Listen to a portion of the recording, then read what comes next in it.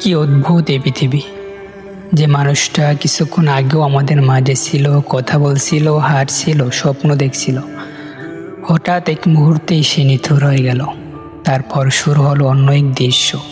কেউ কবর খুঁড়ছে, কেউ বাঁশ কাটছে, কেউ কাফনের ব্যবস্থা করছে, কেউ গোসল করানোর প্রস্তুতি নিচ্ছে, কেউ জানাজা নামাজের খবর দিচ্ছে। সবাই তাকে শেষ বিদায় দেওয়ার জন্য ব্যস্ত। অথচ যার জন্য এত আয়োজন, সে নিজে আর কিছুই বলতে পারছে না। মৃত্যু এমন এক সত্য যাকে অস্বীকার করার ক্ষমতা কারণে জীবনের সবচেয়ে নিশ্চিত ঘটনা হলো মৃত্যু। অথচ আমরা এর জন্যই সবচেয়ে কম প্রস্তুতি নেই। একদিন সব ব্যস্ততা থেমে যাবে, থেকে যাবে শুধু আমল আর স্মৃতি।